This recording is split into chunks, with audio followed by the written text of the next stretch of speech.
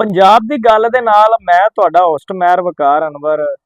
ਇੱਕ ਇੰਤਹਾਈ ਅਫਸੋਸਨਾਕ ਵਾਕਿਆ Lahore model town ਦਾ ਅੱਜ ਤੁਹਾਡੇ ਨਾਲ ਸ਼ੇਅਰ ਕਰਾਂਗੇ, ਜਿਹੜਾ ਕਿ ਲਾਹੌਰ ਦੇ ਵਿੱਚ ਰਿਪੋਰਟ ਹੋਇਆ ਹੈ। ਬੜਾ ਹੀ ਦਿਲ ਖਰਾਸ਼ ਵਾਕਿਆ ਹੈ।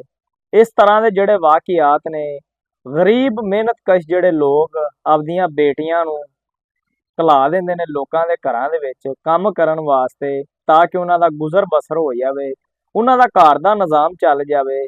ਇਸ ਤਰ੍ਹਾਂ ਦੇ ਪਹਿਲੇ ਵੀ ਬੜੇ ਜ਼ਿਆਦਾ ਵਾਕਿਆਤ ਬਣ ਚੁੱਕੇ ਨੇ ਪੰਜਾਬ ਦੇ ਵਿੱਚ। ਆਏ ਦਿਨ ਇਸ ਤਰ੍ਹਾਂ ਦੇ ਜਿਹੜੇ ਵਾਕਿਆਤ ਨੇ ਉਹ ਸਾਹਮਣੇ ਆਉਂਦੇ ਨੇ, ਜਿੰਦੇ ਵਿੱਚ ਕਿਤੇ ਬੇਟੀਆਂ ਨੂੰ ਤਸ਼ੱਦਦ ਕੀਤਾ ਜਾਂਦਾ ਪਿਆ, ਕਿਤੇ ਬੇਟੀਆਂ ਨੂੰ ਜਲਾਇਆ ਜਾਂਦਾ ਪਿਆ। ਇਸ ਤਰ੍ਹਾਂ ਦੇ ਜਿਹੜੇ ਵਾਕਿਆਤ ਨੇ ਕਾਫੀ ਜ਼ਿਆਦਾ ਰੂਹਨੁਮਾ ਹੋ ਚੁੱਕੇ ਨੇ। ਉਸ ਦੇ ਬਾਵਜੂਦ ਵੀ ਇਹਨਾਂ ਦੀ ਰੋਕਥਾਮ ਵਾਸਤੇ ਹਲੇ ਤੱਕ ਕੋਈ ਅਮਲੀ ਇਕਦਾਮਾਤ ਜਿਹੜੇ ਸਾਹਮਣੇ ਨਹੀਂ ਆਉਂਦੇ ਪਏ। ਇਸੇ ਤਰ੍ਹਾਂ ਮਾਡਲ ਟਾਊਨ ਦੇ ਵਿੱਚ ਇੱਕ ਗਰੀਬ ਮਿਹਨਤਕਸ਼ ਲੜਕੀ ਘਰ ਦੇ ਵਿੱਚ ਕੰਮ ਕਰਦੀ ਸੀ, ਜਿੰਦੇ ਉੱਤੇ ਹਵਸ ਦੇ ਪੁਜਾਰੀਆਂ ਨੇ 5 ਮਹੀਨੇ ਤੱਕ ਉਹਦੇ ਨਾਲ ਜ਼ਿਆਦਤੀ ਕੀਤੀ ਏ। ਜਿਹੜਾ ਘਰ ਦਾ ਮਾਲਕ ਤੇ ਡਰਾਈਵਰ ਏ 5 ਮਹੀਨੇ ਤੱਕ ਬਾਰ-ਬਾਰ ਉਹਦੇ ਨਾਲ ਜ਼ਿਆਦਤੀ ਕਰਦੇ ਰਹਿਣੇ। ਜਦੋਂ ਉਹ ਗਰੀਬ ਮਿਹਨਤਕਸ਼ ਹਾਮਲਾ ਹੋਈ, ਉਸ ਤੋਂ ਬਾਅਦ ਉਹਨੂੰ ਡਰਾਇਆ ਧਮਕਾਇਆ ਜਾਂਦਾ ਰਿਹਾ, ਜਾਨੋਂ ਮਾਰਨ ਦੀਆਂ ਧਮਕੀਆਂ ਵੀ ਉਹਨੂੰ ਦਿੱਤੀਆਂ ਜਾਂਦੀਆਂ ਰਹੀਆਂ ਨੇ।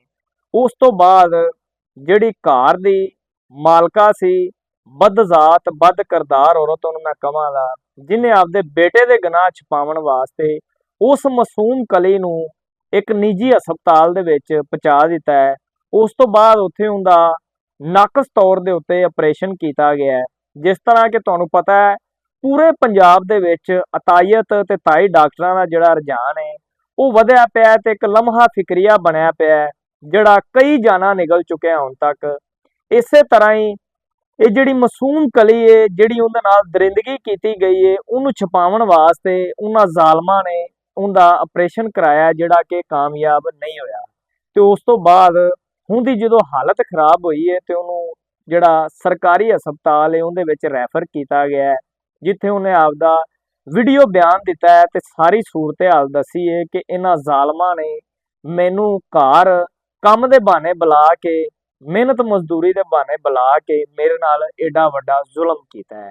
ਤੇ ਉਸ ਤੋਂ ਬਾਅਦ ਇਹਨਾਂ ਦੇ ਵਾਲੇ ਦੇ ਨਾਲ ਅਗਰ ਗੱਲ ਕੀਤੀ ਜਾਵੇ ਤਫਤੀਸ਼ ਦੀ, ਤੇ ਉਹਦੇ ਵਿੱਚ ਜਿਹੜੀ ਪੁਲਿਸ ਹੈ ਉਹ ਵੀ ਹਲੇ ਤੱਕ ਜ਼ਰਾਏ ਦੇ ਮੁਤਾਬਕ ਪਤਾ ਚੱਲਿਆ ਕਿ ਕਾਰਵਾਈ ਕਰਨ ਤੋਂ ਗਰੇਜ਼ਾ ਨਜ਼ਰ ਆਉਂਦੀ ਪਈ, ਕਿਉਂਕਿ ਜਿਹੜੇ ਇਸ ਤਰ੍ਹਾਂ ਦੇ ਲੋਕ ਹੁੰਦੇ ਨੇ ਬਾਅਸਰ ਹੁੰਦੇ ਨੇ, ਤੇ ਜਿਹੜੇ ਚੰਦ ਸਾਫੀ ਦੋਸਤ ਨੇ ਜ਼ਰਾਇਆ ਹੈ ਉਹਨਾਂ ਦੀ ਰਿਪੋਰਟ ਦੇ ਮੁਤਾਬਕ ਇਹ ਜਿਹੜੇ ਬਾਅਸਰ ਲੋਕ ਨੇ, ਪੁਲਿਸ ਵੀ ਇਹਨਾਂ ਦੇ ਉੱਤੇ ਕਿਸੇ ਕਿਸਮ ਦੀ ਵੀ ਕਾਰਵਾਈ ਕਰਦੀ ਨਹੀਂ ਪਈ। ਇਹ ਜਿਹੜਾ ਇੰਤਹਾਈ ਅਫਸੋਸਨਾਕ ਵਾਕਿਆ ਬਣਿਆ ਹੈ। ਉਸ ਤੋਂ ਬਾਅਦ ਹਲੇ ਤੱਕ ਨਾ ਹੀ ਉਹ ਘਰ ਵਾਲੀ ਜਿਹੜੀ ਮਾਲਕਾ ਨੇ ਉਹ ਫੜੀ ਗਈ ਹੈ, ਨਾ ਹੀ ਜਿਹੜੇ ਦਰਿੰਦਾ ਸਿਫਤ ਉਹਦੇ ਦੋ ਜਿਹੜੇ ਕਰਿੰਦੇ ਨੇ, ਜਿੰਦੇ ਵਿੱਚ ਇੱਕ ਉਹਦਾ ਬੇਟਾ ਹੈ ਤੇ ਦੂਸਰਾ ਉਹਨਾਂ ਦਾ ਡਰਾਈਵਰ ਹੈ, ਉਹ ਵੀ ਹਲੇ ਤੱਕ ਫਰਾਰ ਨੇ, ਨਾ ਹੀ ਉਹਨਾਂ ਨੂੰ ਫੜਿਆ ਗਿਆ ਹੈ। ਤੇ ਦੂਸਰੇ ਪਾਸੇ ਜਿਹੜੀ ਬੱਚੀ ਹੈ ਉਹ ਅੱਲਾ ਨੂੰ ਪਿਆਰੀ ਹੋ ਗਈ ਹੈ, ਕਿਉਂਕਿ ਉਹਦੇ ਨਾਲ ਬੜਾ ਵੱਡਾ ਦਰਿੰਦਗੀ ਦਾ ਜਿਹੜਾ ਵਾਕਿਆ ਹੈ ਉਹ ਬਣ ਗਿਆ ਹੈ। ਤੇ ਇਸ ਤਰ੍ਹਾਂ ਦੇ ਜਿਹੜੇ ਵਾਕਿਆਤ ਨੇ ਦਿਨ ਬ ਦਿਨ ਵੱਧਦੇ ਚਲੇ ਜਾਂਦੇ ਨੇ। CCD ਦਾ ਦਾਰਾ ਵੀ ਬਣਾਇਆ ਗਿਆ ਹੈ, ਕਾਫੀ ਜ਼ਿਆਦਾ ਕ੍ਰਾਈਮ ਦੇ ਉੱਤੇ ਕੰਟਰੋਲ ਕੀਤਾ ਗਿਆ, ਲੇਕਿਨ ਇਸ ਤਰ੍ਹਾਂ ਦੇ ਦਰਿੰਦੇ ਅੱਜ ਵੀ ਦੰਦਨਾਦੇ ਫਿਰਦੇ ਨੇ। ਤੇ ਫੌਰੀ ਤੌਰ ਦੇ ਉੱਤੇ ਇਹਦੇ ਵਾਸਤੇ ਇੱਕ ਸਪੈਸ਼ਲ ਟੀਮ ਬਣਾਈ ਜਾਵੇ। ਵਜ਼ੀਰ ਆਲਾ ਪੰਜਾਬ ਮਰੀਮ ਨਵਾਜ਼ ਸ਼ਰੀਫ ਨੂੰ ਚਾਹੀਦਾ ਹੈ ਕਿ ਪੰਜਾਬ ਦੇ ਵਿੱਚ ਜਿਹੜਾ ਲਾਹੌਰ ਦਾ ਮਸ਼ਹੂਰੋ ਮਰੂਫ ਮਾਡਲ ਟਾਊਨ ਏਰੀਆ ਹੈ, ਉਹਦੇ ਵਿੱਚ ਇਸ ਤਰ੍ਹਾਂ ਦੀ ਦਰਿੰਦਗੀ ਦਾ ਜਿਹੜਾ ਵਾਕਿਆ ਬਣਨਾ ਇੱਕ ਬੜਾ ਵੱਡਾ ਸਵਾਲੀਆ ਨਿਸ਼ਾਨ ਹੈ।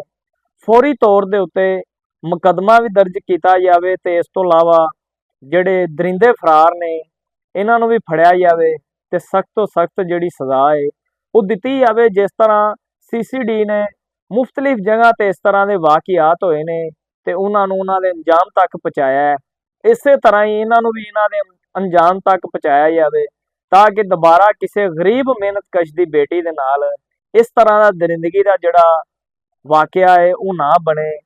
ਅੱਜ ਕੱਲ ਜਿਹੜਾ ਮਹਿੰਗਾਈ ਦਾ ਦੌਰ ਹੈ, ਲੋਕ ਆਪਦੀਆਂ ਬੇਟੀਆਂ ਨੂੰ ਬੜਾ ਮਜਬੂਰ ਹੋ ਕੇ ਵਾਲਦੈਨ ਦਿਲ ਦੇ ਉੱਤੇ ਪੱਥਰ ਰੱਖ ਕੇ ਇਸ ਤਰ੍ਹਾਂ ਦੇ ਦਰਿੰਦਗੀਆਂ ਦੇ ਘਰ ਦੇ ਵਿੱਚ ਛੱਡਦਾ ਹੈ, ਤਾਂ ਕਿ ਉਹਨਾਂ ਦਾ ਕੁਝ ਬਣ ਜਾਵੇ, ਉਹਨਾਂ ਦੇ ਹਾਲਾਤ ਠੀਕ ਹੋ ਜਾਣ। ਲੇਕਿਨ ਵਾਲਦੈਨ ਨੂੰ ਨਹੀਂ ਪਤਾ ਕਿ ਇਸ ਤਰ੍ਹਾਂ ਦੇ ਜਿਹੜੇ ਮੀਰਜ਼ਾਦੇ ਦਰਿੰਦਾ ਲੋਕ ਨੇ ਉਹਨਾਂ ਦੀਆਂ ਬੇਟੀਆਂ ਦੀਆਂ ਜ਼ਿੰਦਗੀਆਂ ਦੇ ਨਾਲ ਖੇਲਦੇ ਪਏ ਨੇ। ਇਹ ਵਾਲਦੈਨ ਵਾਸਤੇ ਵੀ ਇੱਕ ਬੜਾ ਵੱਡਾ ਸਵਾਲ ਹੈ ਤੇ ਨਾਲ ਨਾਲ ਇੱਕ ਪੈਗਾਮ ਹੈ। ਇਸ ਤਰ੍ਹਾਂ ਦੇ ਜਿਹੜੇ ਵਾਕਿਆਤ ਨੇ ਉਹਨਾਂ ਤੋਂ ਵਾਲਦੈਨ ਨੂੰ ਸਿੱਖਣਾ ਚਾਹੀਦਾ ਹੈ। ਪਹਿਲੇ ਮੁਕੰਮਲ ਤੌਰ ਤੇ ਤਫਤੀਸ਼ ਕਰਨੀ ਚਾਹੀਦੀ, ਜਾਣਨਾ ਚਾਹੀਦਾ ਹੈ ਕਿ ਕਿਸ ਤਰ੍ਹਾਂ ਦੇ ਲੋਕ ਨੇ, ਤੇ ਫਿਰ ਆਪਦੇ ਜਿਹੜੇ ਫੁੱਲ ਨੇ ਉਹਨਾਂ ਨੂੰ ਇਸ ਤਰ੍ਹਾਂ ਘਰਾਂ ਦੇ ਵਿੱਚ ਛੱਡਣਾ ਚਾਹੀਦਾ ਹੈ ਤਾਂ ਕਿ ਉਹ ਮਹਿਫੂਜ਼ ਰਹਿਣ। ਇਹ ਜਿਹੜਾ ਅਫਸੋਸਨਾਕ ਵਾਕਿਆ ਹੈ ਇਹਦੇ ਉੱਤੇ ਫੌਰੀ ਤੌਰ ਤੇ ਇਹਨਾਂ ਨੂੰ ਫੜਿਆ ਜਾਵੇ। ਤੇ ਪੰਜਾਬ ਦੀ ਗੱਲ ਦੇ ਨਾਲ ਮੈਨੂੰ ਦਿਓ ਇਜਾਜ਼ਤ। ਇੱਕ ਨਵੇਂ ਪ੍ਰੋਗਰਾਮ ਦੇ ਨਾਲ ਤੁਹਾਡੇ ਨਾਲ ਫਿਰ ਹੋਵੇ ਦੀ ਮੁਲਾਕਾਤ। ਉਦੋਂ ਤੱਕ ਅੱਲਾ ਨਿਗਹਿਬਾਨ। ਵੇਖਦੇ ਰਹੋ ਲੌਂਡ ਡਿਜੀਟਲ।